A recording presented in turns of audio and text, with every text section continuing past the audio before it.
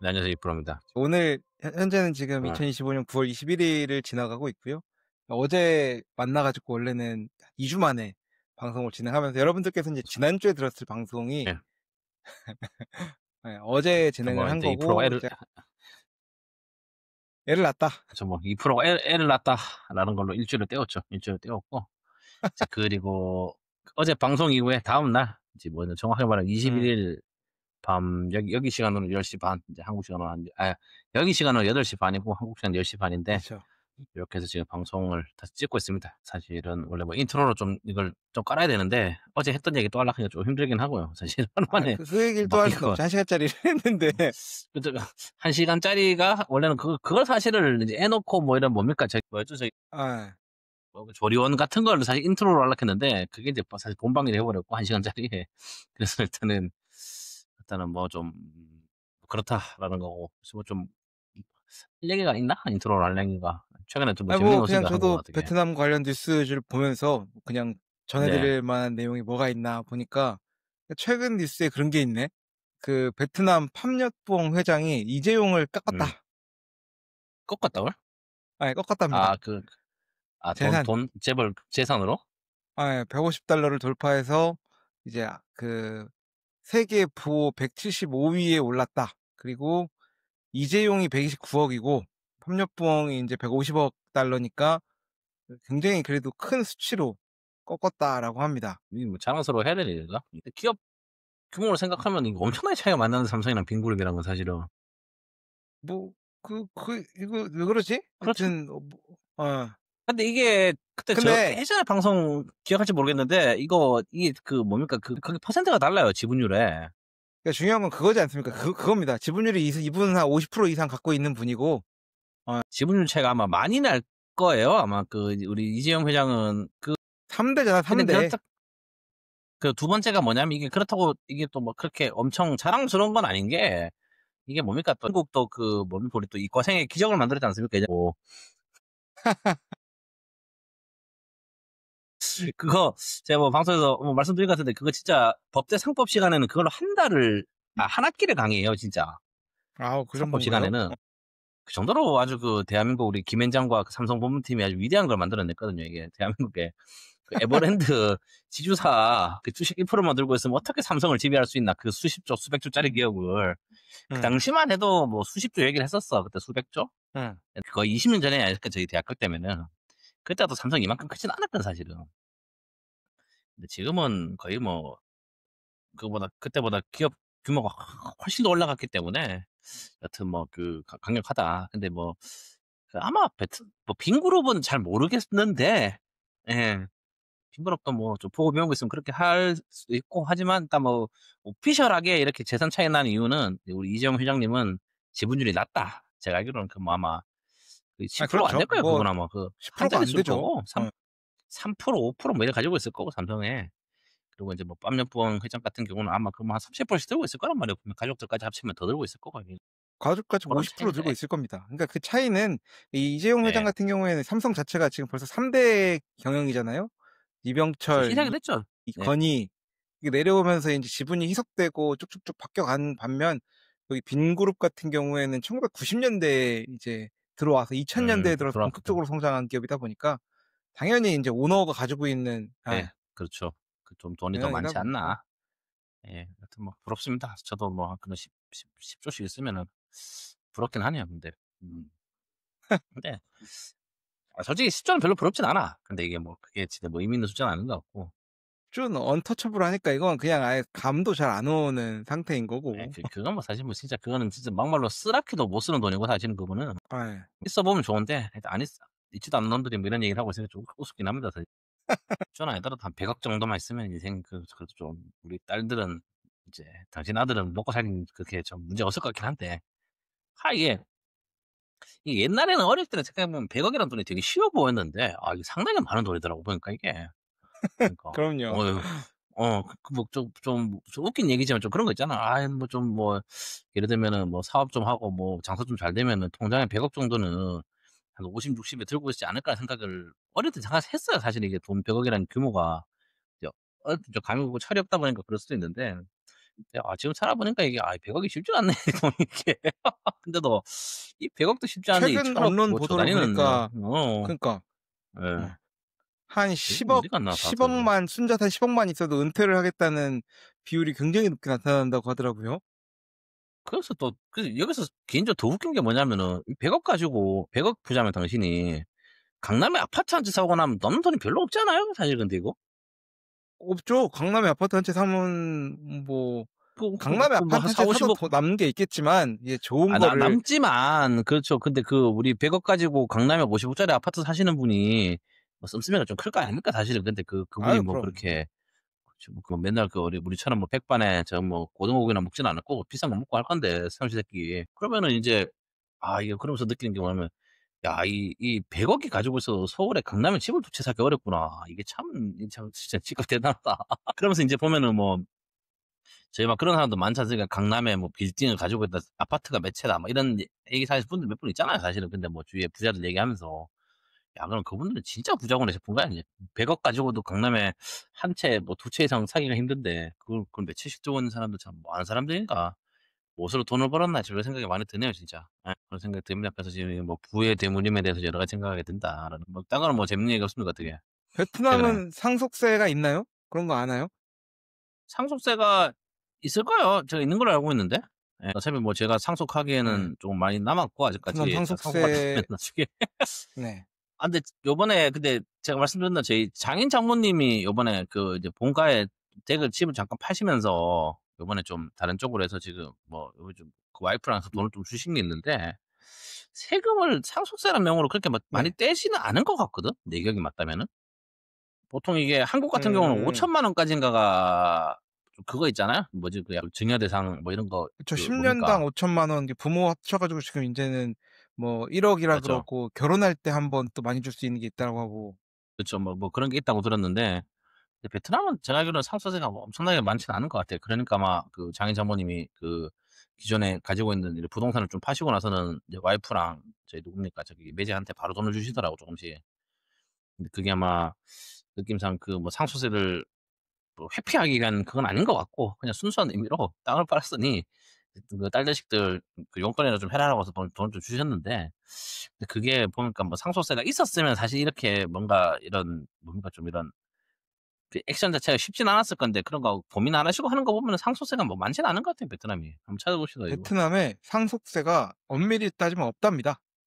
거의 없는 것 같아요, 보니까. 예. 없고 대신에 인제 상속세로 있는 게 아니라 그 그 개인이 돈을 받으면 개인 소득세 소득세 형태로 같은 그런 그치. 아 느낌이에요. 땅을 팔았으니까 뭔가 소득세와 취득세 이런 느낌이지 그러니까 뭡니까 우리가 생각하는 그 상속을 했기 때문에 뭐 예를 들면 뭐 우리 아버지 재산의 절반은 떼어간다 이런 느낌은 아니었는 것 같고 베트남이. 네.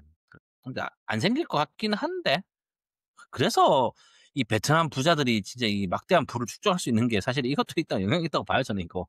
상속세가 없는 나라다. 상속세가 없는 나라다. 생각해 보면 우리 또 당연히 고위 간부 아저씨들은 이런 거 하나 튄거 가지고 하면은 이거 시원시원하지 않습니까? 이게 사실 이거. 그리고 아까 말씀드린 것처럼 그 100억대 부자, 1000억대 부자가 뭐 하는 것처럼 뭐냐면 이게 결국 우리가 뭐 이런 어설픈 사업이라 표현하면 그렇지만 너 개인이 할 수 있는 사업이라든지 이런 걸로 버는 돈은 한계가 있고 사실은 네. 뭐 강남에 그런 아파트 10채씩 있는 사람들은 뭡니까? 그런 돈 아니겠어요? 뭔가 집안이 뭐 3 대, 5 대, 막 10대 이상 만들어 온 그런 재력들을 바탕으로 뭔가 돈을 굴렸다는 얘기인 거잖아. 음. 그런 사람들 많지 않겠어요? 사실 우리 맨날 말하는 그 올드 머니니 하면서 진짜로 뭐 맨날 뭐 보스턴에 있는 부자들 이런 사람들은 실리콘밸리 스타트업 애들 다 그지로 본다잖아. 그런 미국 건국대부터 해서 그런 뭐 진짜 제네레이션에 걸쳐 돈을 번 기업들이 있다 아닙니까? 그런 귀족 가문들, 영국의 그런 사람들은 뭐 네. 스타트업 뭐 하는 애들 다 로스차일드, 뭐 록펠러 이런 데들. 뭐 그런 아 느낌 나는 사람도 있잖아요. 그런 사람들은 이제 뭐 실리콘밸리 캘리포니아 애들 다 그지로 본다잖아. 쟤들 그냥 뭡니까 그런 사람들이 뭐냐면 결국 이게 한 개인이 큰 뭐 기업을 키우고 해서 돈을 벌어도 뭐 돈을 많이 벌겠죠. 많이 버는데 결국은 뭡니까 그 자본의 스노우볼을 이길 수는 없는 거 아닙니까? 그런 뭐죠 이게 역사와 가족과 패밀리와 시간의 스노우볼을 이길 수는 없기 때문에 그쪽을 그렇기 때문에 말씀드린 게 뭐냐면 베트남엔 예를 들면 중국 같은 이런 뭐 중국도 아마 상속세가 없겠죠 그러면?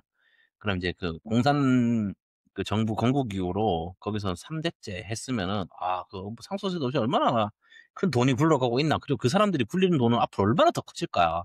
상상이 안 되는 것 같아요. 이게 내가 어떻게 보면 이게 참 기존에 마르크스가 생각했던 그 공산주의와 참 거리가 먼 내용이 되지 않을까. 예. 상속을 고려하지 않았던 것 같아요. 상속을 고려하지 않은 것 같아. 생각해 보면 인민은 평등한데 상속을 고려하지 않은 것 같아요. 생각해 보면 벌써 지금 여기도 이제 45년 뭐 정부 성립 이후로는 이제 벌써 3대 정도 흘렀잖아요, 사실은. 네. 물론 뭐 그때 뭡니까? 예를 들면 여기 뭐 100 원이랑 지금 100 원이랑 가치는 다르겠지만 그때 100 원부터 그렇게 좀 돈 있으신 분들이 많이 굴렸으면은 이거 진짜 이거 엄청나게 많이 돈을 굴러갔을 것 같은데 하여튼 뭐 그렇습니다. 그래서 저는 제 딸에게는 뭐 물려줄 게 없긴 하지만 혹시라도 일단 물려주게 된다면 상속세는 내지 않겠다. 애가 약간 이거 탈세할 수 있는 뭐 방법이 있을 것 같은데 한국에 있는 돈을 어떻게 가져와 가지고 여기서 상속세를 안 내기 아니 때문에. 근데 한국 같은 경우에는 이게 증여가 어쨌거나 상속세가 음 엄청 크잖아요, 증여세가. 그죠? 그러니까 뭐 예를 들면은 뭐 베트남에 있는 집을 내가 나중에 아내한테 주면은 이거는 탈세인가? 명백한 탈세죠 당신은. 그 탈세인가요? 당신은 명 아니 엄밀히 탈세 아닙니까? 말하면은. 탈세 아닙니까 그건. 탈세지 탈세. 세금 신고 안 했다 아닙니까 지금.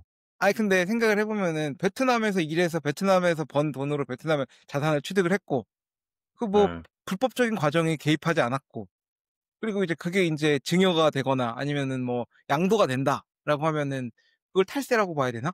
탈세지 않나요 그게? 이거 뭐 한국은 그 뭐야 그 저기 그냥 뭐 뭐 자꾸 뭐 그냥 딱 그냥 까놓고 그냥 탈세잖아요 그냥. 그냥 뭐 그게 무슨 이유 있어요 지금.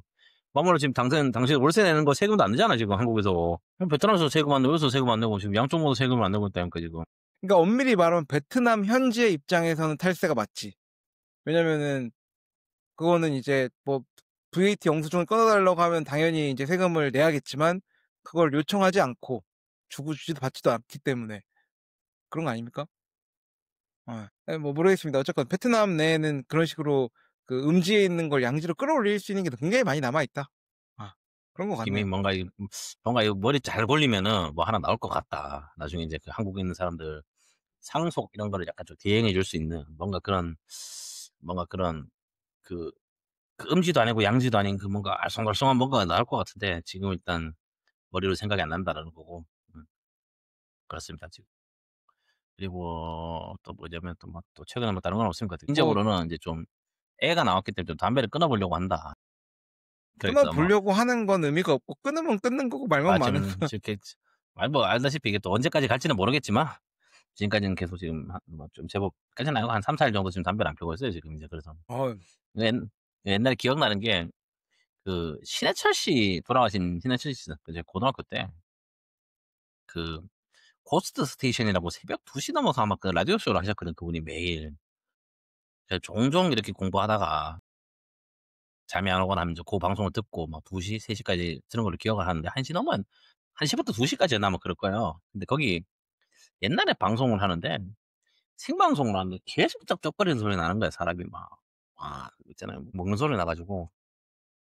그래 갖고 이제 사람들이 이제 뭐 그런 옛날에 아마 뭐 게시판 같은 게 있었는 걸로 기억해요. 뭐 그런 게시판에 올리니까 사람들 이제 제가 신해철 씨가 딱 보시더니 하는 말이 지금 담배를 끊기 위해서 지금 자기가 사탕이랑 과자를 먹고 있다. 입이 아. 심심해서. 음. 그래서 '야 그런 것 같다.' 싶었더니 제가 지금 좀 입이 심심하네요. 그래서 지금 계속 캔디랑 이런 걸 지금 물을 먹고 있는데 이 아마 방송에서 요런 소리가 좀 들어갈 수도 있지만 양해를 부탁드린다. 저 인트로는 요 정도로 하는 걸로 하고 잠깐 쉬었다가 오늘 또 준비했던 본론으로 들어갈 수 있도록 하겠습니다. 알겠습니다. 네. 네. 오늘의 본론으로 들어왔습니다. 그럼 본론 뭡니까 그래서? 오늘 응. 준비한 내용은 원래 어제 왜? 그러니까 지난주 방송으로 진행하려고 했던 게 그냥 그런 거 있잖아요. 이제 한국과 베트남의 그런 임금 격차가 뭐 10 배까지도 봐요.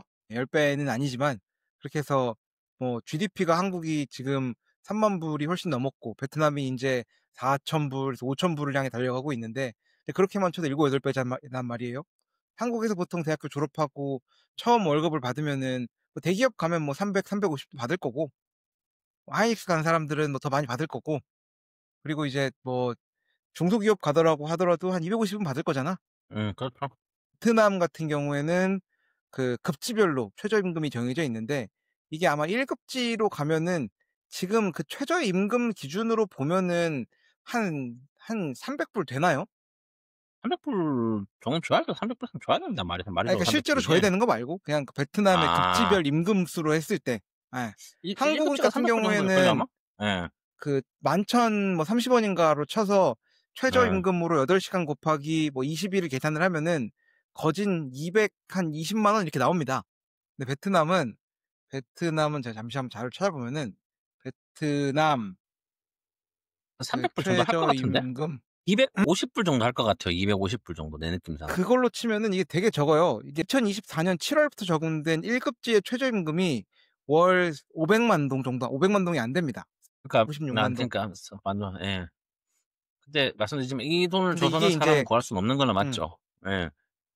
그럼요, 그러죠. 그럼요. 이 그거고. 돈은 말 예. 그대로 최저임금이고 거기에다가 뭐 만근 수당도 붙고 뭐 이런저런 수당이 다 붙고 야근 특근까지 붙으면은 제가 기억할 때 벌써 이제 거진 한 10년 지났던 일이지만 공장에 있을 때 그냥 일반인 그 꽁년이라고 하죠, 꽁년. 욕이 아니고 그냥 그 예. 공인들이 공임들. 받는 임금이 한 500에서 600만 동 정도 가져갔어요.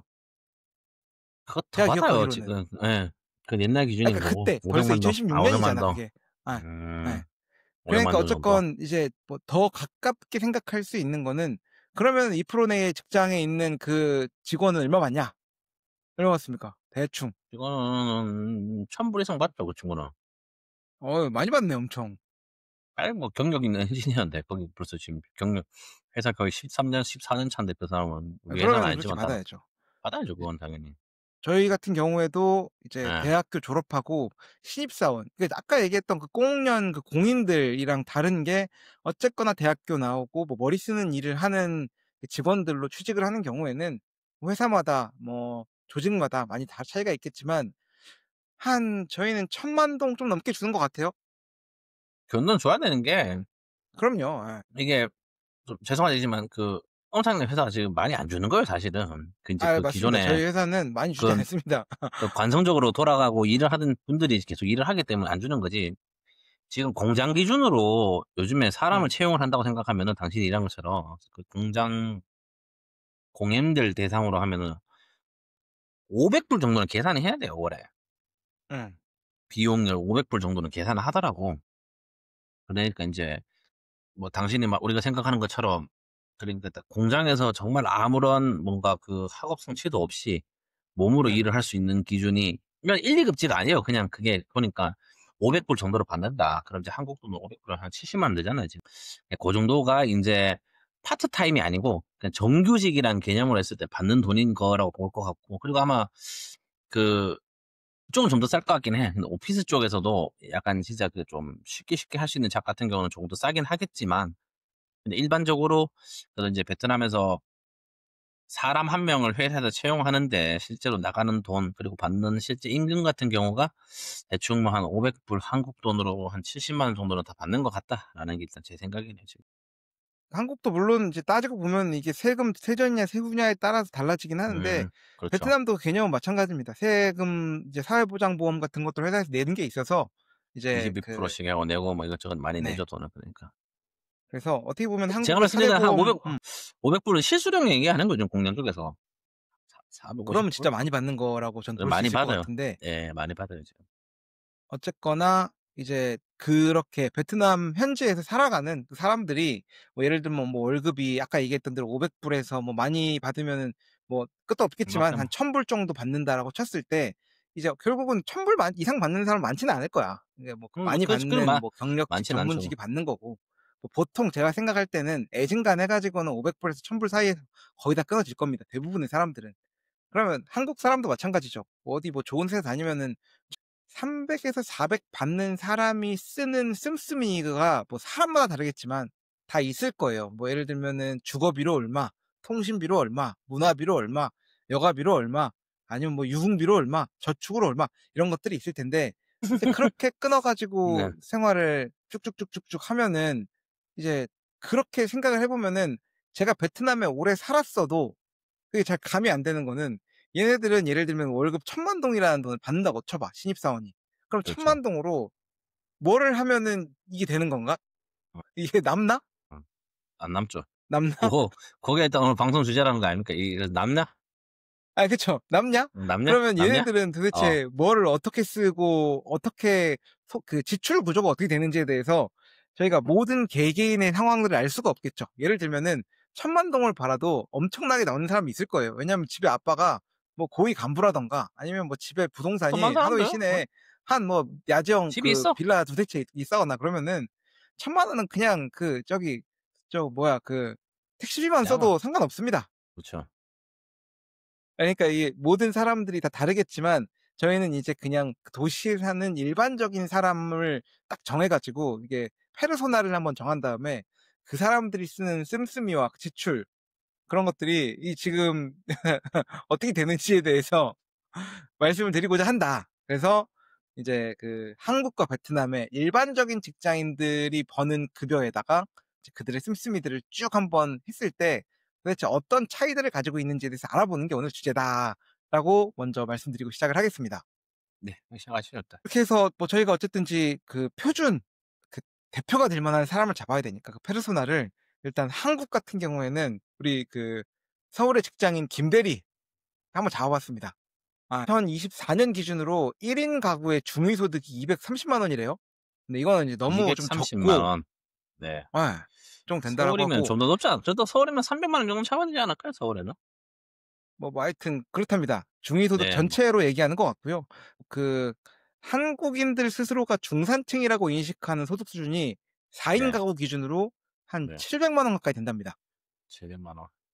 4 뭐 인에 맞죠. 700만 원. 뭐 맞죠. 그렇죠. 와이프랑 남편이랑 해 가지고 뭐 400 벌고 300 벌고 하던가 하면은 그냥 중산층 정도 맞벌이를 했을 때 생활을 하는 거겠죠? 영 틀린 계산 아닌 것 같긴 해요. 그래서 어쨌든 이런 것들을 고려해서 우리 김대리의 세전 소득을 약 400만 원 정도로 한번 잡아 보자. 예.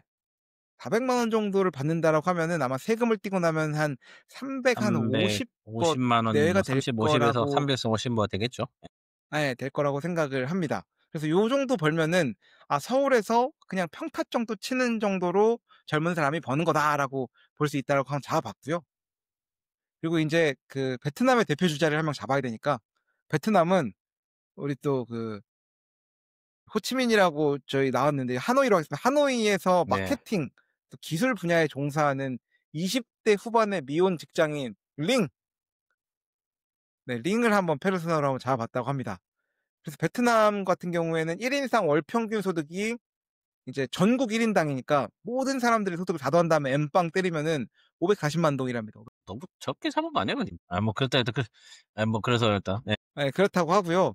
그 하노이나 호치민 더 높대요. 호치민은 월 710만 동, 하노이는 한 750만 동 정도가 이제 평균 소득이라고 하는데 말했다시피 이건 평균일 뿐이고 이 평균의 함정 같은 것들이 있기 때문에 우리는 그렇죠. 그래도 우리가 일반적으로 하노이나 호치민에서 만날 수 있는 그런 그래도 좀 이제 공부하고 대학교 졸업하고 아까 전에 음 김대리 잡았듯이 그런 그렇죠. 사람으로 했을 때 마케팅 디렉터나 금융 전문가 같은 숙련된 전문직을 2천만 동 정도 받는다라고 했을 때 우리가 이 또 베트남에서의 중산층 정도로 잡아야 되니까 그 2,500만 동 월급 세전 음. 세전 미슬링에 세전 세전 월급 2,500만 원. 2,500만 동입니다. 그러면 달러로 했을 때 약 970불 정도 되는 거를 달러로 한번 잡아본 겁니다. 네. 세전이란 얘기예요. 세전 1,000 불. 세전 1,000 불에. 뭐 일단 그래 해 봅시다. 예. 뭐 그렇죠. 그렇게 해서 어쨌든지 이 대표 주자들이 설정이 됐을 때 이 사람들이 도대체 얼마를 쓰고 그러면은 그 쓰는 비중이 어느 정도 되는지 저희가 오늘 말씀드리는 이 자료에 대한 그 배경은 우리 그 제미나이가 준비를 한 내용임을 참고해 주시면은 좋을 것 같고요. 네. 어떤 라이프 스타일을 가지고 어떻게 살았을 때 어떤 소득이 남는지에 대해서 한번 같이 이야기를 해 보고자 합니다. 좋습니다. 먼저 그 아시겠지만 우리가 먼저 월급을 받으면 월급에서 가장 많이 나가는 게 뭔가요? 합시죠. 주거비, 주거비. 그렇죠. 침대료 많이 저기 나가죠. 또 자가가 있다고 또 주거비를 카운트를 안 하시면 안 되는 게 그 주거비가 어쨌건 많이 쓰죠. 많이 썼죠 지금까지 생각해 보면. 베트남 네 저도 인제 거의 뭐 9 년 10년 있으면서 가장 많이 쓴 돈 중 하나가 사실 주거비긴 하고. 그럼요. 뭐 베트남에서 그냥 저희가 주거를 한다라고 하면 베트남 얘기지만 저 같은 경우에는 사회초년생이라고 해야 되나 어쨌거나 베트남에서 처음 생활했었던 집이 약 400불 정도 주는 딱 약 400 불짜리에서 시작을 했던 것 같아요. 400 불짜리 시작을 해서 500 불짜리 살다가 이제 쭉 그렇게 길게 살다가 나중에 인제 저희는 자가로 옮겨간 케이스인데, 어쨌거나 한국인 같은 경우에도 독신자로서 좋은 집 살려고 하면은 뭐 1,000 불도 줘야 되고 한 700-800불 정도 수준은 줘야지 어쨌거나 좀 살아가는 거니까. 뭐 우리가 뭐 최근 시세 생각하면 700-800 음 불은 줘야지 사실은 이 뭐 집 같은 그쵸. 집들이 나오는 단계가 됐죠 지금은. 근데 지금 뭐 아시겠지만 근데 예서한 집 같은 집이라는 게 뭐 이 친구가 말하는 건 이제 뭐 아파트 이런 얘기라서 사실 좀 베트남 분들이 살기에는 쪼금 뭐랄까요. 비싸긴 해요 사실이 그런데. 기준을 좀 다르게 잡아야 되지 않겠나 싶습니다 그 부분은. 그러니까 네. 이거는 지금 미슬링에 대한 얘기를 하는 게 아니라 일단은 그렇죠. 그 이 프로가 주거비에 대한 카운트를 안 해 가지고 주거비가 크다라는 얘기를 말씀드리기 위해서 잠깐 얘기를 했던 거였고요. 그러니까 비싸긴 해요 사실 주거비가. 네. 어쨌거나 이 주거비에 대한 부분이 가장 큰 부분이니까 각각 네. 몇 퍼센트를 차지하는지 한번 알아보려고 합니다. 서울에서 한국의 김대리가 어쨌거나 이 주거비를 한다라고 독신자임을 가정했을 때 얼마나 쓸까요? 30%. 예를 들면 오피스텔에 산다라고 합시다. 월급의 30%를 저는 생각합니다 대부분 주거비가. 오피스텔의 평균 월세는 60에서 70만 원, 뭐 관리비를 포함하면 80만 원 정도 된다라고 하면은 저는 이제 합당하게 잡은 것 같아요. 뭐 근거 자료들도 잘 가지고 잡은 거니까 요렇게 80%라고 잡으면은 저희가 이제 세전으로 계산을 합시다 일단. 그죠. 그 총 소득의 20%죠, 20%. 20%. 예. 근데 20% 정도를 70만 원짜리 오피스텔이 서울에 있나? 그럼요. 이게 있긴 있죠. 예. 있어요? 알겠습니다. 왜냐면 대구도 쪼금 중심부면서 한국에서도 아파트 기준이긴 하지만 대구 기준으로도 월세는 100만 원씩 받는 것 같은데 음. 오피스텔 월세가 70만 원 그래 뭐 제가 아 서울 안 그 살았기 뭐 때문에 뭐 고급으로만 치지 말고요. 뭐 그리고 뭐 정 안 되면은 좀 외곽으로 나가도 되고 뭐 근데 여기 보니까 좀 근거 자료를 찾아온 게 그 저기 예를 들면은 뭐 우리 그 오피스 상권 중심으로 있는 오피스텔 중심이 아니라 대학가 원룸을 근거 자료로 찾아온 걸 아. 보니까 대학교 좀 원룸, 대학교 그 원룸. 예 좀 조금 인제 억셉터블하긴 하고요. 그러니까 딱 그 뭡니까 우리가 생각하는 그 뭐 메인 스트리트에 있는 그런 게 아니고 약간 조금 뭔가 음음. 서울 그렇죠, 뭐 그렇죠.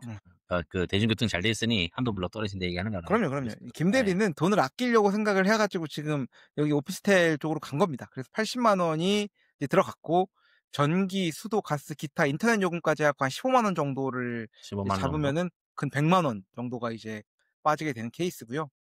자 인제 여기서부터 인제 그 베트남의 미슬링 어디서 사는지 한번 알아봅시다. 그 하노이의 임대료는 현지 소득 수준에 비해서 굉장히 높죠. 하지만 뭐 절대적인 금액은 서울보다 낮고요. 죠? 근데 근데 이것도 이렇게 들어가면 뭐 일단 얘기 계속 한번 해 봅시다. 그 제미나이 자료는 어떻게 나오는지 한번 보기나 봅시다 일단. 드러나 봅시다. 네네.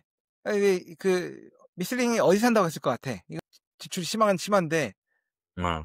어디 그 사는데요 미슐린? 제미나이는 그 이 그녀가 어쨌거나 쪼끔 잘 된 원룸 아파트먼트에 산다라는 가정을 했습니다. 사실 근데 음. 이게 뭐 제가 볼 땐 일반적으로 이렇게까지 안 사는 것 같긴 한데 또 틀리다면 틀린 말은 아니에요. 지금 그 양질의 아파트로 약 1,000만 동으로 설정을 했답니다. 그러면은 월에 한 350 불에서 한 400불 정도 되는 수준으로 설정을 했는데 들어봅시다 일단. 이거 치면은 이거 네 일단 그렇게 되게 많이 쓰는 치면은 그래 그렇게 치면은 이게 그 월급의 지금 40%를 쓴 거야. 40% 쓰는 거거든요. 근데 이렇게 쓰는 사람들이 많을 것 같긴 해요 사실 하노이 기준으로는. 워낙 임대료가 많이 그럼요. 올라서. 그런데 문제가 뭐냐면은 이게 평균 월세를 이렇게 400 불씩 잡아 버리면은 사실은 하노이에 살 수 있는 사람이 아무도 없어요 사실 이게. 그렇기 때문에 그 베트남 현지 분들이 사시는 집들은 훨씬 저렴한 데가 많아요 사실. 그럼요. 그리고 두 번째가 뭐냐면 이분들은 다 오토바이가 있기 때문에 이게 지금 좀 멀리 떨어져도 이동이 가능해. 그래서 어. 제가 지금 매제가 사는 집 보면은 방 하나짜리에 400만 동인가를 친구랑 쉐어를 해서 쓰거든. 그럼 월세가 한 10만 원 정도 쓰는 거잖아요. 내가 제가 제 매 그 제 뭐 그 와이프 남동생이 매제 맞죠? 매제 월급은 제가 잘 모르겠는데 뭐 대충 뭐 지금 이제 사회 초년생이니까 1,000만 동이면 한 50만 원 정도 계산했을 때는 그 정도로 써요 지금 그거를. 그 출퇴근은 그 뭡니까 뭐 바이크로 하고 있고. 그리고 와이프가 직장 생활하면서 저 만나고 저랑 같이 살기 전에 살던 집들 보면 첫 번째가 남동생이랑 지금 살고 있는 집에서 같이 살았고 남동생이 대학생일 때 그리고 그전 집들 보니까 그때는 대학생인데 이제 저희 와이프가 일을 하고 있으니까 그때가 월세가 뭐 삼 400만 원 정도 한 20만 원 정도 준 것 같더라고. 그걸 이제 와이프 이제 남동생은 대학생이니까 쉐어를 했고 같이 음. 살았고 그다음에 두 번째가 그전에 살던 집들을 보니까 다 골목골목에 사는 집들 그런 작은 방 하나에 그냥 그렇게 살더라고. 400만 동, 300만 동짜리. 그럼 한 15만 원에서 20만 원 정도 그 월세를 주고 다 살았더라고 와이프는.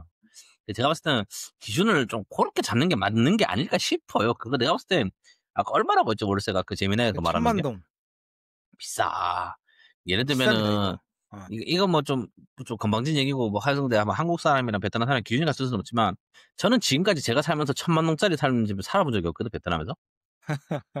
저는 항상 네. 1,000만 동 언더의 집들을 살았습니다. 그리고 네. 지금까지 그걸 산다고 해서 문제가 되는 적들이 하나도 없었다. 그게 뭐냐면 그 그 한 뭐 800만 원, 600만 원 줘도 이미 좋은 집들이 많다는 얘기예요 사실. 그래서 고가성은 조금 낮추는 게 맞지 않나라는 게 일단 첫 번째 생각입니다 지금. 이거는 제가 봐도 굉장히 많이 잡았어요. 그래서 저도 많이 잡 너무 많이 처음에 잡았어요 이거는. 그 베트남 생활을 하면서 제가 딱 이 정도 수준에서 살았거든요. 400 불짜리를 살았으니까 400 불짜리 살면은 굉장히 풀옵션 서비스 아파트먼트여서 굉장히 좋았습니다. 그리고 근데 이게 맞아요. 좋으면서도 뭐 그렇다고 해서 한국으로 치면 뭐 엄청 좋거나 그런 건 또 아니어 가지고 베트남 사람들은 그 어디에 정도 아니에요 사나에 근데. 대한 궁금증을 가졌던 적이 있어요. 근데 제가 딱 그 음. 알아보고 물어보고 하니까 이거는 외국인 수준에서 최하일 뿐이지 이게 로컬 수준으로 가면 엄청난 고급이 되는 거고 로컬 수준으로 가기 아 시작하면은 맞아요. 이 더 싼 집을 쉐어까지 하게 되니까 사실 상황이 좀 달라지는데 그때 알아봤던 집값들이 한 그리고 200만 동, 300만 동 수준이었던 것 같아요. 300만 동 사 그 뭐 그쵸. 그리고 말씀 것처럼 아까 이 친구가 말했던 그 400 불짜리 집들이 여기니까 400 불이지 그 서울에 들고 가면은 그 정도 퀄리티로 집 지어 놨으면은 제가 봤을 때 700-800불 정도는 받을 거예요 서울 기준으로는. 그래도 그죠. 제법 받지 않겠나 싶은데 개인적으로는. 그러니까 여기서 말하는 400 불짜리 300 불짜리 400 불짜리 아파트라는 게 뭐 진짜 깡통집 이런 게 아니고 나름 풀옵션에 뭐 에어컨 잘 나와 있고 뭐 건조기도 그럼요. 있고 이런 집들이에요 사실은. 근데 이제 뭐 사실은 제가 서울 쪽은 제가 뭐 시세는 잘 모르겠습니다만도 뭐 그런 기준으로 요걸 고대로 떠서 서울로 옮기면은 그래도 좀 가격을 좀 더 받을 것 같긴 하거든요 개인적으로. 예.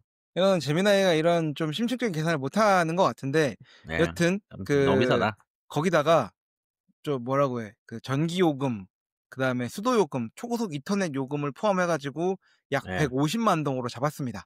네, 여기에서 150만 잘못된 동? 것들은 그 일미 1,000만 동짜리 집을 줬으면은 여기에는 인터넷이 포함돼 있고요. 낼 필요가 없고 수도 뭐 요금은 인터넷이 베트남은 거의 뭐 영해 수렴하기 때문에 그리고 없고 전기요금도 전기 요즘에 좀 요금 누진세가 쪼금 꽤 베트남에 좀 나와요. 이제 좀 붙기 시작해 나오는데 사실은 그거는 뭐 저희같이 인제 이제 그 땀 많이 흘리는 뚠버들이나 인제 24 시간 에어컨 트는 거지 베트남 사람들 그렇게 틀지 않거든요 사실은. 그렇기 때문에 쪼금 뭐 좀 낮게 봐야 되지 않나 싶은데 네. 얼마 아까 뭐 150만 동? 150만 동. 까지는 절대 안 나온다 여기서. 아이 그럼요. 그렇게까지 안 나온다.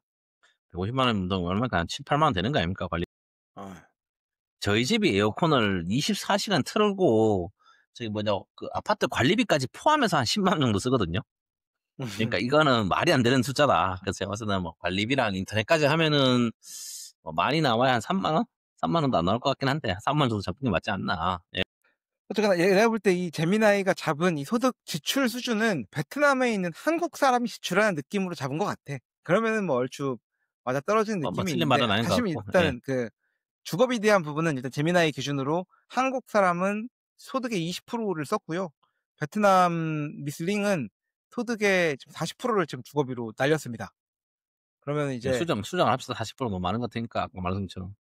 제가 봤을 때는 400만 동 정도가 맞는 것 같다. 20만 원 정도? 반토막 내자 반토막. 그래. 반토막 딱 맞다. 그게 맞다. 그렇게 그러면은 하면은 주거비 쓰는 게 20%씩 비슷하네요. 그렇게 쓰면 비슷해. 아 제가 봤을 때는 그래서 2에서 30% 정도가 원래 정상이라 그러더라고. 이게 근데 그럼요.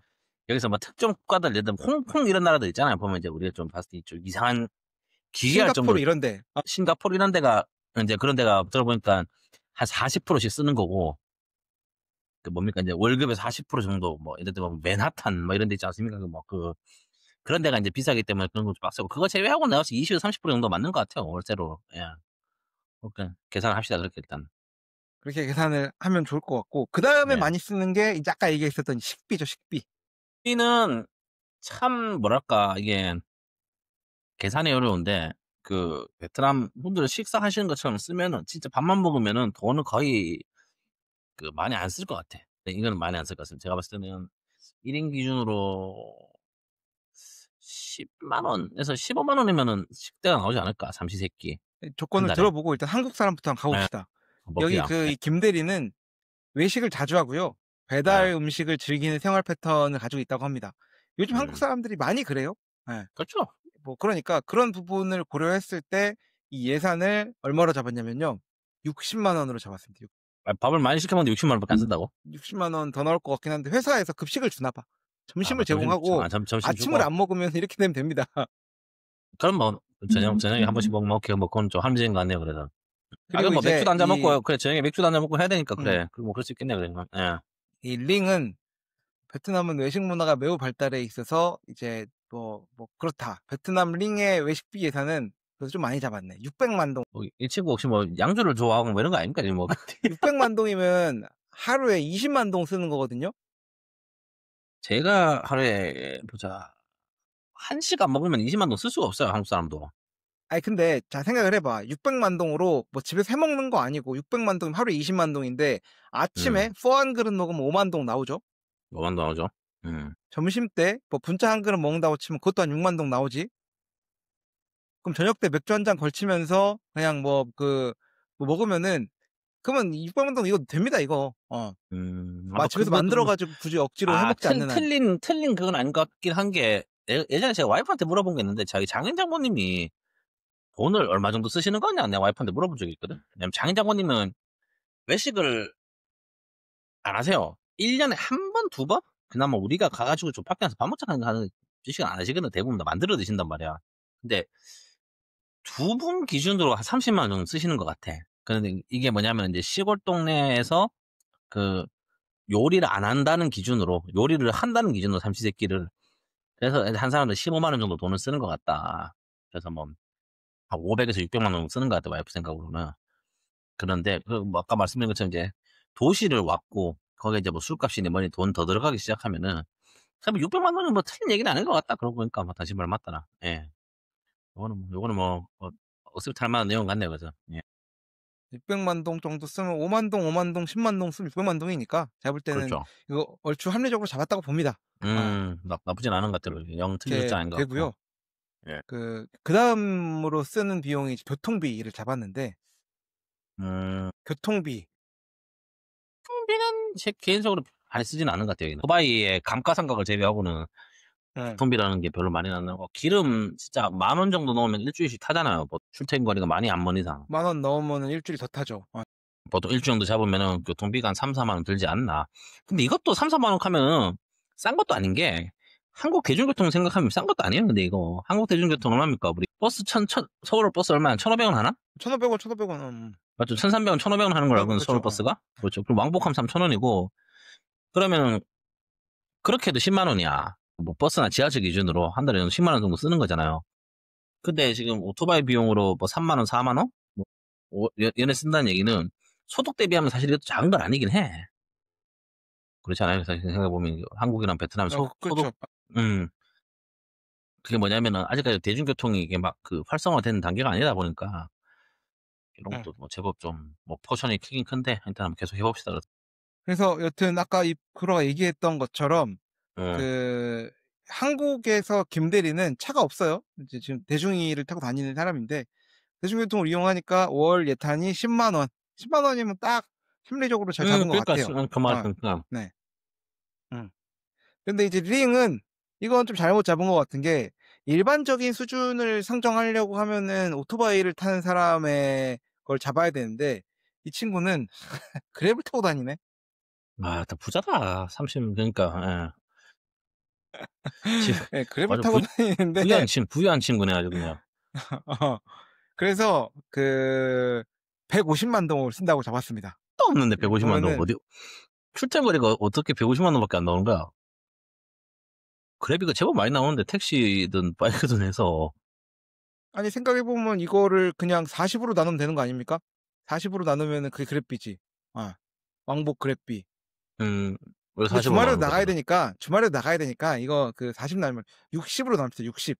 그러면은 하루에 한 5만 동, 오만 굉장히 가까운 거리인가 봐. 사무실에 이건 진짜 기본 요금 기준이에요. 이거 쪼금만 벌어지면 이 음. 이 금액이 안 음. 나오고 네.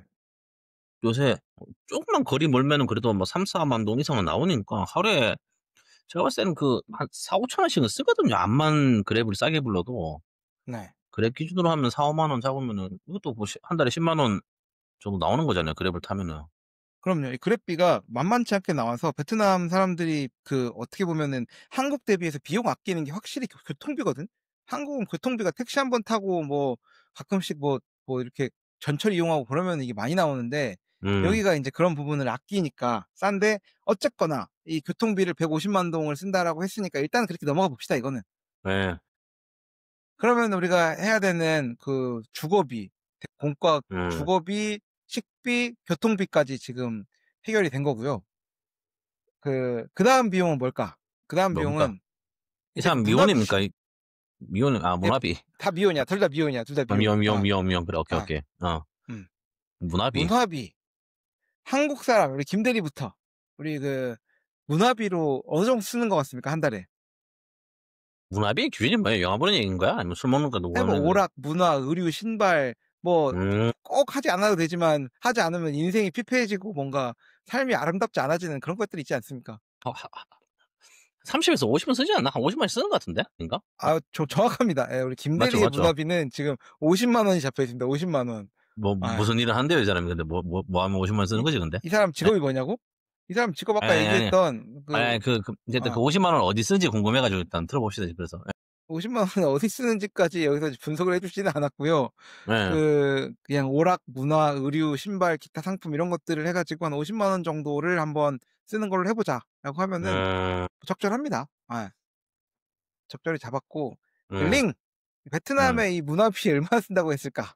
10만 원. 이 패턴이 보이는데 그냥 이 다 친구는 10만 원 자르는 거 아니야? 재미내다 10만 원 잘랐을 것 같은데 다. 어. 어느 정도 나오니까 400만 동을 쓴다고 했습니다. 400만 동. 다르면 너 400만 동. 문화비가 강력하네요. 그래서 일단 예. 음. 뭐 하면 400만 원 술을 좋아하네, 이 친구가. 술을 좋아할 수 있죠. 예. 그렇다 그렇게 하면 그냥 치면은 그렇게 치면 인제 여기까지 했을 때 우리가 지출해야 되는 항목들이 다 나왔어. 하나가 빠져 있구나. 뭡니까? 아까 빼먹었는데 통신비. 통신비 아까 얘기했잖아요. 그거. 한국은 베트남은 뭐 만 원 정도 쓰는 것 같고 한 사람당. 만 원 언더로 쓰는 것 같아. 내가 봤을 때는 와이프 옛날에 연애할 때 보니까 진짜 최소 요금 써 가지고 필요한 것만 딱딱 전화 쓰고 밖에 나가서 통신비 거의 안 쓰더라고. 근데 많은 베트남 사람이 그렇게 쓰실 것 같아. 예. 우리처럼 막 저기 뭡니까 막 길에서도 막 맨날 유튜브 틀면서 가는 게 아니고 보통 사람들 좀 응. 이게 응. 진짜 심플하게 다니기 때문에 통신비는 베트남에서는 내가 봤을 때 만 원 언더 한 사람당 쓰는 거. 예. 그 정확합니다. 사람당 통신비는 20만 동으로 잡아 놨어요. 딱 예. 만 원이에요. 딱 만 원. 많이 가야 딱 네. 만 원 그냥. 예. 제가 베트남에 있을 때 기준으로 통신비가 인터넷 요금은 3만 동을 내면은 그 하루에 2 기가씩 일 주일을 쓰게 해 주는 걸 쓰거든요. 맞아. 그런 거 쓰는 것 같아. 맞아, 맞아. 네. 3만 동 내면 일 주일에 2 기가, 하루에 2 기가씩, 그러니까 총 14 기가를 쓰는 요금제를 쓰고, 그거를 4번 교체를 하면은 3, 4, 음. 12, 12만 동이잖아요. 그럼 6천 원 정도 되는데, 거기에 빠져 있는 게 뭐냐? 이 전화 요금은 또 별도야. 아 그래서 근데 전화 좀 많이 안 쓰니까 근데. 그러니까 전화는 많이 안 쓰니까 전화 충전까지 하는 걸로 하면은, 음. 제가 생각할 때 한 낭낭하게 쓰면 20만 동에서 25만 동. 외국인 기준으로도 그거면 충분히 썼으니까, 아유 이제 그 통신비가 베트남은 굉장히 싼 게 저는 장점이었던 것 같아요. 맞아. 뭐 한국 같은 경우에는 통신비가 너무 비싸잖아. 3만 원씩 막 깔고 가잖아요. 3만 원은 너무 싼 거고요. 그냥 일반적으로 그냥 핸드폰 바꾸고 뭐 이런저런 아 해서 그래요? 쓰는 사람들은 10만 원이 기본이고, 10만 원 써요? 전화요금을? 와 SK 새끼들이 돈 많이 버네 그럼 진짜. 이 기본이 제가 볼 때는 7-8만 원씩은 다 나갑니다. 아 그렇게 예. 많이 나와요 전화요금이? 그럼요. 예. 사업하는 사람 다른 겁니까? 아니면 그냥 진짜 그렇게 나오는 겁니까 그러면? 그러지 않습니다. 제 아 왜 주변에 있는 제가 대부분의 제가 사람들이 마지막에 그 전화요금 낼 때가 뭐 35,000원 뭐 이랬는 것 같은데 나는 옛날에? 지금 현재 기준으로 예. 인터넷 몇 기가를 줘야지 한 달 쓸 수 있을 것 같습니까? 모르겠어요. 나 지금 기억이 안 나는데. 제가 지금 거의 최저 요금을 내고 쓰고 있거든요. 그러니까 저는 핸드폰 요금을 나보다 조금 내는 사람을 내가 거의 본 적이 없어. 아 왜냐면 뭐 그래? 여러 가지가 있죠. 예. 에스콤 뭐 가족 결합해 가지고 가족이 30년이 넘어 가지고 뭐 할인해 주는 게 30%가 있고, 그다음에 뭐 여러 가지 할인이 붙어 가지고 싸지긴 하는데, 그 한 달에 뭐 6 기가 7 기가밖에 못 써요. 5만 원짜리 요금제를 해도. 기가 하루에 유튜브 많이 보면 뭐 1-2기 쓰는 것 같은데 보니까. 그러니까, 그러니까 이게 예를 들면 그래, 5만 원짜리를 쓰면은 6 기가를 줘. 그리고 7만 원짜리를 쓰면은 8 기가를 줘. 그리고 음. 8만 원짜리를 쓰면은 20 기가를 주고 9만 원짜리를 쓰면은 무제한을 줘. 뭐 그러니까 이게, 무제한이 그렇게 비싸요 근데? 옛날에 막 5만 원 뭐 이렇게 안 했나? 6만 원, 5만 원 무제한 준 것 같았는데 그렇지 이제는. 않습니다. 무제한 요금제는 다 8만 원대 이상부터입니다. 그럼 그 돈을 그에 근접한 걸 써야 되네 무조건 사람들은. 요즘에 인터넷을 그럼요, 많이 그럼요. 쓰니까. 예. 그러니까 한없이 내려갈 수가 없는 게 한국의 현실이다라는 것들을 이해를 해 주셔야 되고요. 어쨌거나 김 대리는 핸드폰 요금을 7만 원을 쓴다고 합니다. 그게 뭐 틀린 얘기는 제가 아니다. 볼 땐 합리적으로 잘 잡았다라는 거고요. 이제 고렇게 하면은 인제 그 소득하는 비용들이 다 나왔어요. 그러면은 얼마 나와요 김 대리 그러니까? 같은 경우에 김 대리 건 바꿀 게 없어요. 주거비가 80만 원 쓴다고 했고, 공과금 예. 15만 원, 그리고 예. 식비 60만 원, 음. 교통비 10만 원, 통신비 7만 원, 그다음에 인제 여가, 문화비로 50만 원 정도 쓴다라고 하면은 지출하는 비용이 400만 원 다 세후로 받습니다. 세후로 봤을 어. 때 222만 원을 썼고, 예. 남는 돈이 지금 이제 로그아웃 뭐야 그거 안 하고 남아 있는 돈들이 178만 원. 이거 많이 남네. 70만 원 받으면 저축 아닙니까 다. 44.5%가 저축을 하거나 기타 가능한 금액들이죠. 생각보다 저축 많이 하네. 근데 월급이 그래도 뭐 400만 원 가까이 되니까 그럴 수 근데 있겠네요 그러면. 여기에다가 지금 뭐 할부 비용이나 이런 것들, 갑자기 핸드폰 사고 그러면 뭐 아. 빠져나가야 될 것들이 더 있지 않겠습니까? 뭐 그렇죠. 뭐 자동차 또 할부 이런 거 껴있으면은 끝나는 겁니다, 이런 것도. 거기다 또 보니까 또 우리 뭐 경조사비도 들어갈 거고 동동이. 예. 그렇게 되면 인제 현재 기준으로 해서 미스 링, 베트남의 그 링의 월 총소득은 2,500만 동이었는데, 그러니까 원래 제가 이건 한번 2%랑 얘기해서 수정을 해야 되지만, 네. 현재 주거비를 1,000만 동을 쓴다고 했었고요, 제미나이 기준으로. 공과금 150만 동, 식비 600만 동, 음. 교통비 150만 동, 통신비 20만 동, 그리고 여가 문화비로 400만 동을 쓰고 나면은 지출이 벌써 2,500만 동 중에서 2,320만 동, 92.8% 지출을 했고요. 저축 가능 금액이 180만 동밖에 안 되는 상황이야. 근데 이거는 잘못됐으니까 한번 보정을 해 봅시다. 주거비 아까 얼마 얘기했죠? 주거비 제가 봤을 때는 500만 합리적으로 동이면 500만 500만 동 동 400 잡으면 사 넉넉합니다. 500만 동 예. 넉넉할 것 같아. 500만 공과금, 동. 공과금 100만 동, 100만 동. 네. 100만 동은 많은데 100만 100만 동도 안 나올 동도 것 같지만 많은데 100만 원 100만 잡자. 동 100만 원 잡고, 잡읍시다. 식비는 아까 합의했던 대로 600만 동 100만 원 그냥 정도 나올 것 같아. 그래 뭐 그래. 해 그것도 가지고, 나 많다고 교통비, 생각하지만 1인 기준으로 그래도 뭐 그래 음식을 잘 드실 수 있으니까 링 씨가. 교통비를 지금 100만 동을 150만 동을 잡았었는데, 그랩 타는 거 말고 바이크를 탄다고 치고 한 100만 동 잡으면 낭낭하지 않겠습니까? 100만 동. 그리고 통신비는 아까 얘기했던 대로 20만 동이면 충분하고요. 문화비. 그러면 한 10만 원. 내가 10만 원 돼요. 베트남 별로 문화생활 즐길 게 없어 가지고. 아 근데 문화비가 옷 사는 것도 포함이라 그랬지.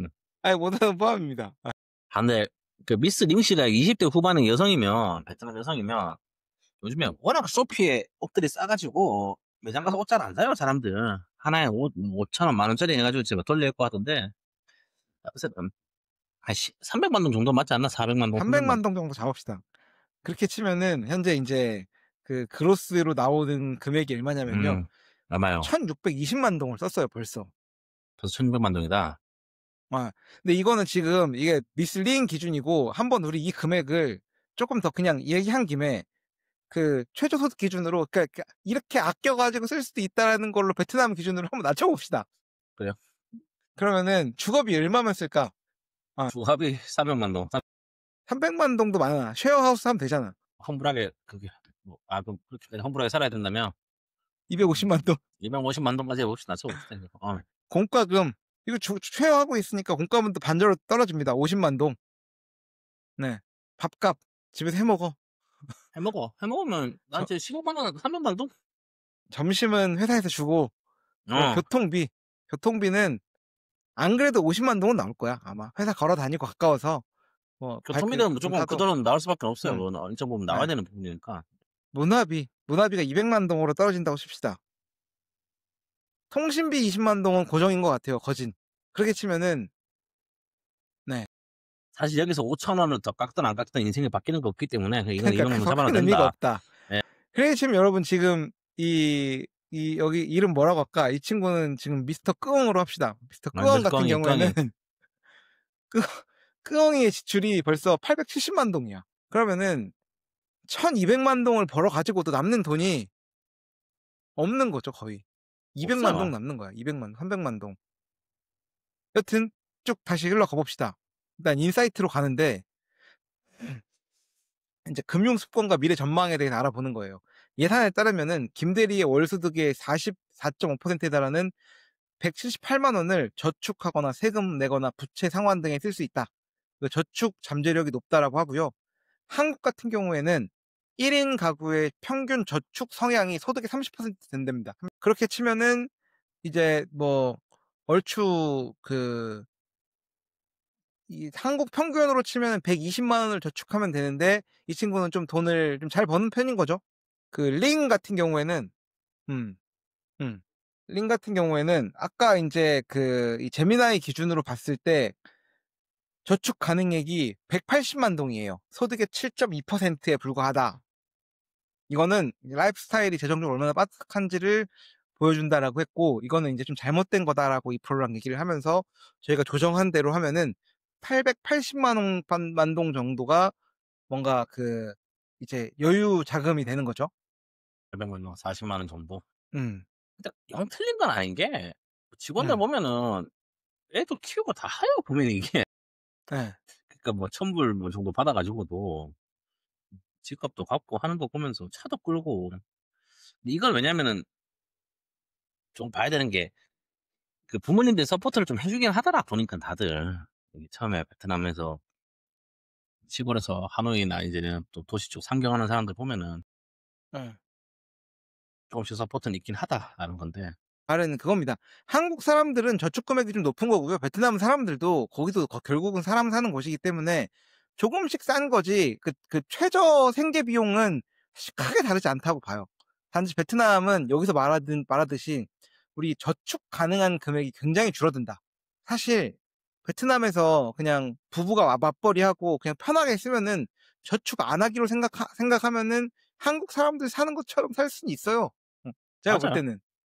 그게 크게 불가능한 내용은 아닌데 맞아요. 근데 음. 이게 일반적인 주거에서는 참 돈 모으기 쉽지 않은 거고. 그리고 두 번째가 뭐냐면은 이게 한국 사람들 요즘에 막 미국 주식 장기 투자 막 배당 주식 막 이런 걸로 해서 지금 막 그 돈을 굴리잖아요 사실 음. 한국 사람들은. 이제 베트남에 제가 봤을 때 가장 큰 문제가 뭐냐 네. 이게 금융이 경직화가 되어 있고 막 외국 투자에 대한 이런 게 막 오픈이 안 돼 있잖아요 베트남. 외국 여기 사람들이 외국 네. 주식을 살 수가 없어요 오피셜하게는.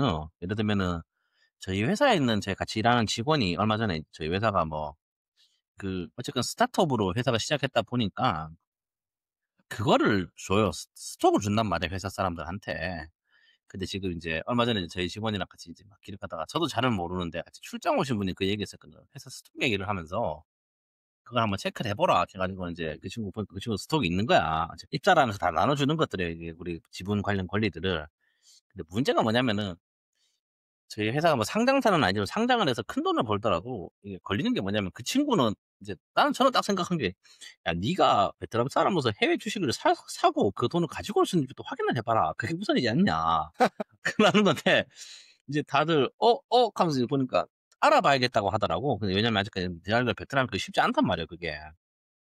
그러니까 이게 더 베트남 사람들은 저축 비율이 적은 것도 적은 건데 그럼 뭡니까 재투자를 통한 뭡니까 이렇게 돈을 롤링할 수 있는 수단이 한국 사람보다 적다는 게 이게 조금 더 좀 베트남 사람들 입장에서 좀 가슴 아픈 일이 아닌가라는 거죠. 어떤 얘기입니다. 지금 제가 무슨 얘기를 하는지 모르겠는데 일단 그래서 뭐 그렇습니다. 뭐 좀 결론을 요약해 보면은 뭐 인사이트나 뭐 키테이크어웨이가 아니라 어쨌거나 좀 비교를 해 보면은 베트남에 사는 사람들이 한국에서 사는 한국 사람들 대비해서 주거비 비중이 훨씬 높은 건 사실이다, 확실히. 맞죠. 그러니까 뭐 한국에서도 마찬가지인 것처럼 부모한테 얹혀 살면은 사실 돈 많이 모을 수가 있고 넉넉하긴 한데 예를 들면 하노이나 호치민으로 상경해 가지고 뭔가 일을 하고 돈을 버는 사람들은 이게 혼자 생활하기가 진짜 쉽지 않은 거는 부인할 수 없는 사실이다라고 볼 수 있고요. 뭐 그나마 이제 베트남에 있으면서 한국 대비해서 압도적으로 저렴한 효효과를 보여주는 게 뭐가 있냐라고 하면 통신비. 통신비가 확실히 한 5배 정도 이상 저렴한 부분이 있고, 그다음에 교통비도 한국에서 만약에 자가를 끌고 다니는 사람들 같은 경우에는 뭐 예를 들면 대중교통을 탔다가 주말에는 자차를 끌어도 그렇게 치면 이제 교통비가 한 30-40만 원까지 올라갈 거거든. 이제 그런 사람들 대비해서는 베트남에서 오토바이를 끌면은 또 이게 엄청나게 저렴하게 생활할 수가 있는 부분들이 있다라는 것뿐이지, 뭐 먹는 거는 뭐 똑같이 먹어야 되고 하다 보니까 인제 소득, 그런 그 지출 가능한 영역, 뭔가 그 저축이나 이런 거 할 수 있는 부분에 대해서 굉장히 조금 어려워지는 것들이 사실인 것 같다라는 그래서 거죠. 맞습니다. 그래서 아까 말씀드린 것처럼 그런 의미로 요즘에 좀 베트남에 비싼 식당들이 많이 생기는 게 그런 젊은 사람들은 약간 뭐랄까 그런 보복 소비가 아닌가. 예. 어차피 예. 40만 원 나 이거 저축해도 의미 없다. 저축해도 인생 바뀌는 게 없으니 예를 들면 요즘에 뭐 그때 방송에 말씀드린 베트남도 오마카세 이런 거 엄청 많이 생기거든요, 요즘에 하노이 기준으로.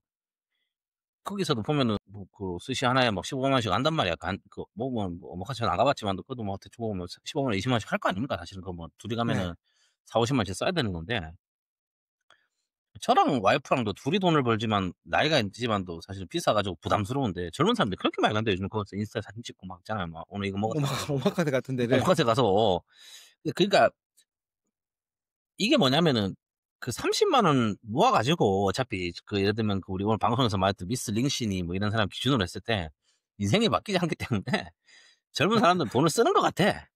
그게 응. 아마 한국도 우리가 지금 좀 뭐랄까요. 그래도 한 400만 원 가까이 버는 그 우리는 이게 중산층이 생각했더니 나한테 제법 잘 버는 그 뭐 구간이라 생각하거든요, 개인적으로. 그러니까 이 사람이 170만 원씩 뭐 저축도 할 수 있는 거고 170만 원 가지고 예를 들면 미장에 돈을 넣고 뭐 할 거 아닙니까, 사실 이게. 근데 실제로 여기서 소득만 쪼금만 더 줄어들면 그 인제 그 사람들도 보복 소비한다고 막 비싼 거 사지 않을까? 뭐 좀 생각 든다는 거죠, 그래서. 오히려. 그래서 그 진짜 이게 베트남이 심해요, 요즘에 보니까. 그런 젊은 사람들 돈 쓰는 거에 음. 대해서. 그리고 이게 영향 말씀드린 것처럼 그 왜 베트남 사람들이 코인을 많이 하냐. 그리고 이런 식으로 또 돈 없는 돈을 가지고 이렇게 좀 흥청망청 쓰는 이유가 있냐라는 게 딱 이제 생각하는 것 같아요. 돈을 굴릴 수 있는 수단이 많이 없어, 이 나라가. 단순히 은행 이자 8%, 8% 좋죠. 베트남 은행이 8%인데 여기 물가 상승률이 8%라 가지고 의미가 없다는 거고. 당신도 알다시피 그거는. 그러면은 그 뭡니까? 그 은행 예금보다 더 좋은 무언가를 찾아야 된다는 게 맞는 건데 베트남 주식 모르겠어. 사실은 뭐 성장률도 그렇고 여기는 워낙 그 스킴이 난무하는 동네이기 때문에 우리 같은 일반인들은 돈을 벌기가 쉽지 않아. 그럼 이제 거기서 좀 더 안전한 것들이 무엇이 있을까 찾아보면 이제 뭐 예를 들면 제가 아까 자꾸 말씀드린 것처럼 이제 대표적으로 이제 미국 주식, 뭐 미국 ETF, 미국 배당주 이런 거를 해서 요즘에 한국에는 그런 거 많이 한다더구만. 주위 지인들도 한국은 그렇고 엄청 많이 하죠. 많이 하죠. 제가 일정 부분 그 세상 경제의 그 발전을 따라가는 그 주식이기 때문에 일정 부분 수익이 보존된단 말이에요, 그게. 그래서 자기가 주식 선택을 잘하면은 거기서 또 이제 추가 수익을 얻는 거고 이런 거 있는데 그렇기 때문에 사실은 그런 쪽으로 사실은 돈을 많이 굴리는데 한국 사람들은 베트남 사람들은 그런 게 없고 예 그러다 보니까 좀 더 좀 우울해지는 것 같아요 보니까 이게. 예. 암울해지지 그러니까 않나. 저기 예. 팍팍하다. 그 베트남 팍팍하다. 사람들 기준으로는 사실 급여가 적죠. 그거 가지고 인제 먹고 사는 것들이 사실 좀 예. 여의치가 않다. 이제 그럼에도 불구하고 다시 한번 여기 좀 정리해 놓은 걸 보면은 '베트남 중산층은 낮은 소득으로 어떻게 생활이 가능한가?'라고 했을 때 첫 번째, 필수재가 저렴하다. 신선 재료나 이런 그 길거리 음식들이 한국보다 훨씬 저렴하죠. 이런 것들이 저렴하기 때문에 우리가 인제 그 도움이 좀 되는 거고, 그리고 또 아까 얘기했던 대로 주거나 가족 지원이 굉장히 많습니다. 여기서 뭔가 결혼하고 뭐 하는 사람들 보면은 가족 지원 안 받는 사람 못 본 것 같아요. 생각 이상으로 엄청 지원 많이 받아요. 처음에 뭐 상경하고 할 때 집에서 돈 해 주는 게 음. 많아 가지고 그런 네. 거는 염두에 둬야 된다라는 게 맞고. 네. 예. 뭐 네 보고 있습니다. 그렇고요. 그리고 아까 얘기했던 대로 저기 저기 상속세가 없으니까 여기까지 상속세까지 있어 버리면 또 빡셀 것 같아. 그러니까 뭐 그나마 사실 뭐 베트남 인구가 증가하지 않고 그냥 그대 수준을 쭉 유지해 오고 있다고 하면은 어쨌거나 어르신들이 살던 집을 자녀가 가져가는 거잖아. 그럼 집이라는 그런 그 가장 큰 그 지출이 되어가는 부분이 상속이 되는 부분인데 근데 거기서 상속세를 매겨 음. 버리면 인제 쉽지가 않은 부분도 있을 것 같다는 생각이 듭니다.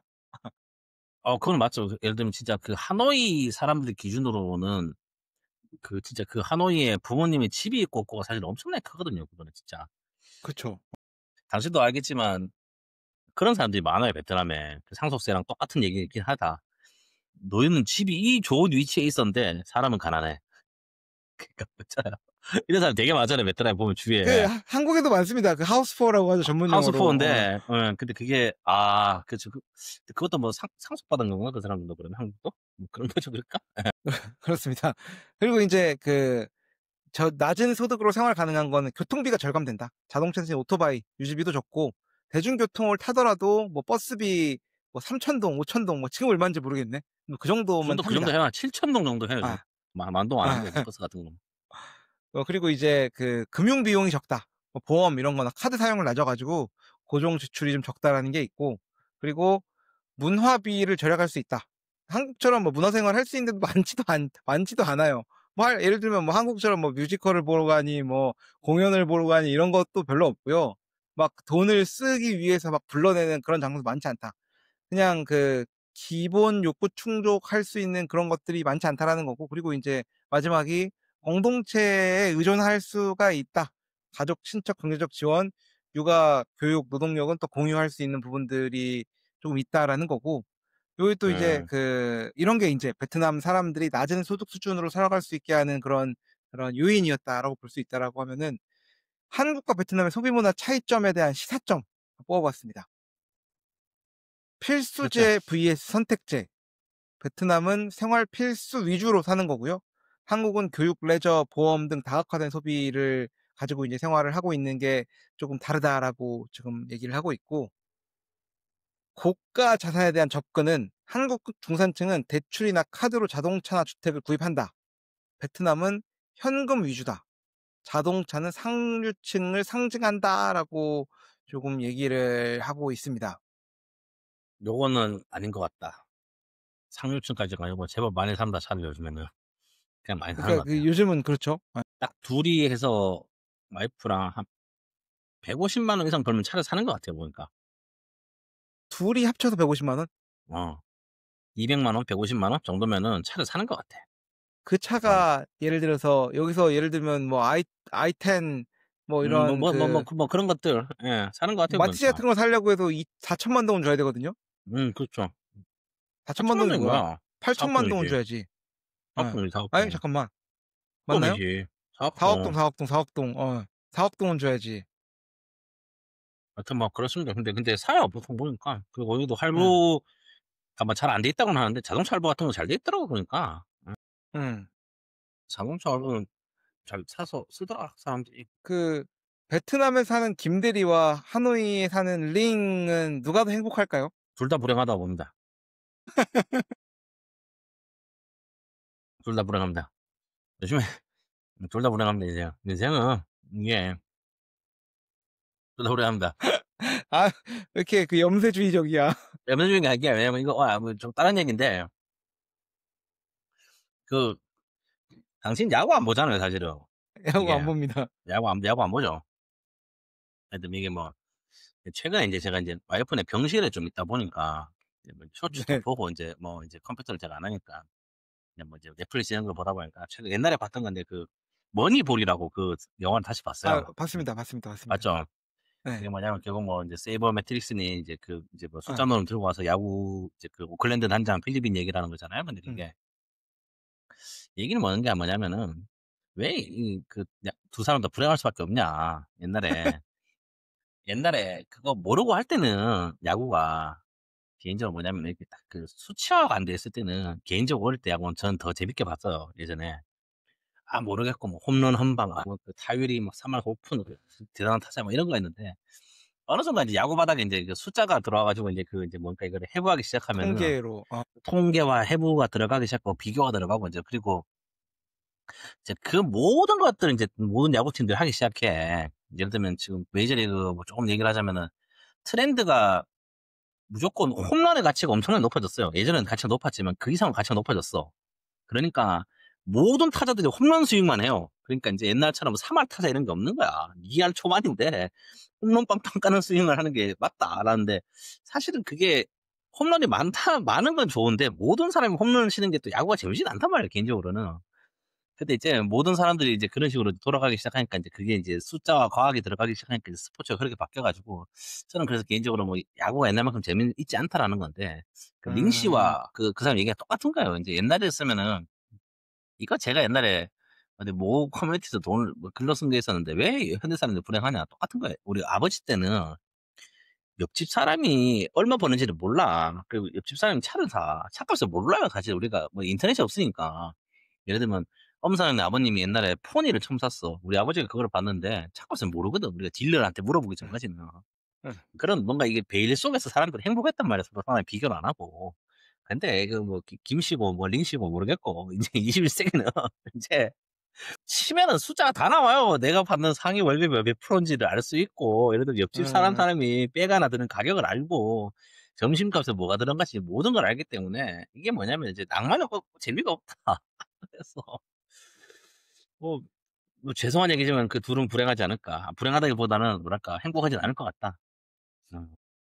단순히 그 버는 돈에 대해서는. 그래서 이제 고거를 이제 쪼금 더 뭔가 좀 엎어 보려면은 뭐가 있을까요? 이게 우리처럼 결혼을 해서 행복하게 애를 가지고 요런 게 이제 그 사람들의 인생의 좀 뭐 재미를 위한 변수 같은 거지, 솔직히 말하면 또 막 뭐 똑같지 않습니까? 사실 그 뭐 그 30만 원 저축한들 하노이에 집을 못 사요.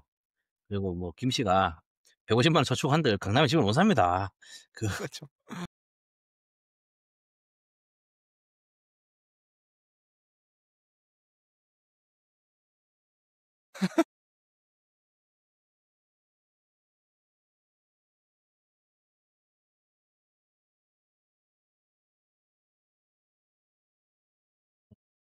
1 년에 500만 원씩 오는 거예요, 한 평당. 그럼 죽어도 못 산단 말이에요, 이 사람들은. 여튼 뭐 그렇기 때문에 점점 더 참 힘들어지지 않나. 그리고 참 좀 그런 의미 좀 걱정이 많습니다. 그래서 저희도 참 열심히 살아서 저희 자식들한테 그래서 뭐 일정 부분 뭔가를 좀 물려줘야지 그게 이제 그 친구들이 좀 굴릴 수 있는, 이게 좀 스노우볼이 될 건데, 그렇습니다. 하여튼 좀 예 이거는 그래서 그냥 다들. 저도 생각해 볼 문제인데 마지막 질문입니다. 예를 들어서 어쨌건 우리 인생이 참 이렇게 비교와 상대적인 거잖아요. 그런데 그렇죠. 예를 들면 그거야. 그러니까 미스 링은 아마 그 주변에 있는 사람들 예를 들면 1,500만 동 받고 뭐 이렇게 있을 때 본인이 2,500만 동 받으면은 잘 받은 걸 거고 비교적으로는 행복할 수도 있을 것 같아. 아니 절대 그렇지 않습니다. 음 그 아니야? 비교는 이게 항상 인천 위랑만 비교하니까? 항상 이런 위험합니다. 절대 사는 인간이라는 종류는 이 바닥이랑 비교를 하지 않아요, 자기보다 밑에 것들이랑은. 항상 우리는 상향을 원하기 때문에 윗사람들이랑 비교를 하고, 어 그건 비교라기보다는 그러면은 약간 그런 약간 뭐 우월 의식 정도 느낄 수 있겠지만, 사실은 그 우월 의식이라는 게 그 월급 50만 원 때문에 인생이 우월하진 않아요, 그게. 그럼요. 30%가 오른다 이러면 당신이 뭐 500만 원 받는다 칩시다. 당신 월급이 한 700만 원 돼. 그 30% 오르면 연봉 1,000만 원 아닙니까? 아 훌륭하죠, 연봉 1,000만 원 받으면. 예. 연봉 1,000만 원을 받는들 우리가 월급 강남 1 0 집을0 못 원, 산. 월급 1,000만 아 원. 월급 1,000만 원 받는들 서울에 집을 못 사요, 우리는. 강남 집을 어떻게 사. 이게 정상적인 구조로는 살 수가 없단 말이에요. 그런 월급 몇십 프로 이런 거가 사실은 막 크게 인생의 갈림돌은 아닐 것 같고, 그리고 항상 그 사람들은 미국에 있는 누구를 보면서 부러워할 거란 말이야. 한국 사람들이 미국에 있는 누군가를 보고 부러워하는 것처럼. 음 그래서. 질문의 포인트는 이거였습니다. 어쨌거나 우리는 뭐 현재 저는 한국에 있긴 있지만 이제 베트남에 있지만 우리가 소득 수준을 베트남 사람처럼 받지 않잖아요. 아 베트남에 그건 있는 한국 그렇죠. 사람들에 대한 소득 수준을 베트남 수준으로 받는다고 생각하는 사람들이 아직도 있어. 종종 있어. 그러니까 베트남에서 일하는 한국 사람들이 베트남 수준으로 급여를 받는다고 생각하는 사람들이 아직도 있더라고. 아 그래요? 근데 이제 베트남에서 일하는 한국 사람들은 일반적으로 한국에 일하는 한국 사람보다 급여가 좀 더 높습니다. 왜냐면 높아요. 외국에 있잖아요. 예. 그러니까 이제 고 그거를 뭐 생활 물가 전 계산하면은 많이 음 그렇긴 해요, 사실 여기가. 전제로 치면은 우리는 베트남에 있는 그 초고소 초고소득층의 음. 월급을 받는 거잖아요. 급쟁이로서 받을 수 있는 초고속을 받는 그치. 거죠. 월급쟁이로서 어. 물론 말씀드린 월급쟁이로 당연히 것처럼 네. 사업으로 받는 거랑 뭐 그런 건 저희 다른 거고. 폭력봉 이재용을 따라잡은 마당에 그걸 비교할 수는 없고요. 그렇죠, 그렇죠, 그렇죠. 그건 안 되는 거고. 어. 그러니까 그렇게 치면은 베트남에서의 그런 어떻게 보면 베트남 사람 수준처럼 쳤을 때는 초고소득층의 삶이 뭔가 우리에게 주는 뭔가 그런 게 있나? 그거는 큰 도움이 되죠 사실은. 개인적으로는 물론 뭐 제 월급이 뭐 많지는 않습니다만 그래도 제가 개인적으로 와이프랑 결혼할 때 제가 한 10,000불, 15,000불 정도 들고 결혼한 것 같아. 인제 뭐 코로나 시즌이고 사실은 그때 뭐 그러다 보니까 제대로 일도 못하는 상황이었고 막 사실은 이제 그러다 보니까 제가 그때 와이프랑 둘이서 한 20,000불 정도 돈을 들고 결혼한 것 같아요. 그렇게 이제 결혼해서 돈을 하고 결혼 얘기를 하면서 같이 살기 시작하면서 그때 제가 살던 집이 인제 뭐 한 월세 400,000 원짜리 집 인제 와이프랑 둘이 살기 시작하면서 이제 뭐 돈을 모으기 시작했는데 근데 그 확실히 이렇게 보니깐 빨리 모여요 돈이. 그리고 아직까지 베트남이 은행 이자가 뭐 8%씩 7%씩 되지 않습니까? 대체는 우리가 적금 예자만 해도. 그런 식으로 인제 뭐 2년 3년 뭐 이렇게 돈을 모아서 스노우볼을 굴리고 그걸 가지고 인제 은행 대출을 받아 집을 사고 이렇게 하다 보니까 이게 그건 커요. 그건 확실히. 이게 지금 우리가 말씀드린 것처럼 이 지금 기준의 문제가 뭐냐면은 이 베트남 사람들은 500,000 원짜리 월급으로 살면은 2 명 3 명이 살아도 진짜 빡빡한 건 맞는데 어쨌든 간에 이제 한국 사람들의 월급을 일정 부분 아웃라이너 아닙니까 이게 지금 이게 아 그죠. 보통은. 그렇죠. 그러다 보니까 이거는 상당히 크다. 예. 그래서 지금 돈을 좀 빨리 굴리고는 있다 베트남에서. 좋지는 않은 것 같은데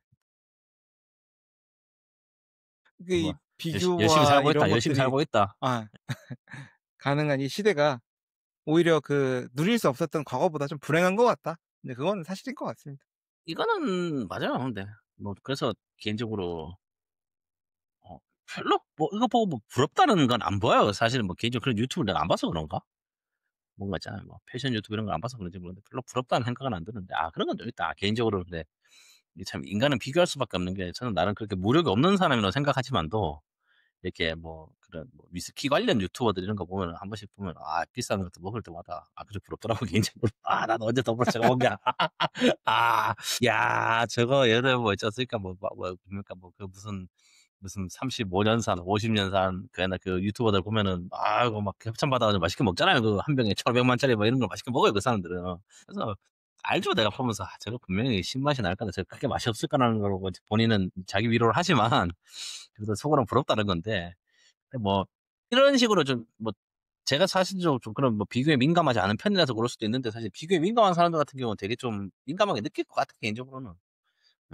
당신도 이런 스타일은 아니잖아요. 근데 뭐 보면서 내가 저거 비싼 집 사니까 내가 따라가서 사야지 뭐 이런 스타일은 아니잖아요. 당신도 근데 그거는. 그런 스타일 아니죠. 맞죠? 그런 사람들이 괜찮은데 하여튼 뭐 SNS가 인류의 뭡니까 그 만학이다라는 걸로 교훈적인 얘기로. 그러니까요. 오늘 뭐 얼추 본론으로만 한 1시간 이상이 흘러가 가지고 의외로 긴 방송이 되었는데 이상한 얘기를 뭐 한참 했는데 오늘 방송도 청취해 주셔서 감사드리고요. 감사드립니다. 네. 행복한 하루 되시길 바랍니다. 행복한 하루 되시길 바라고. 네.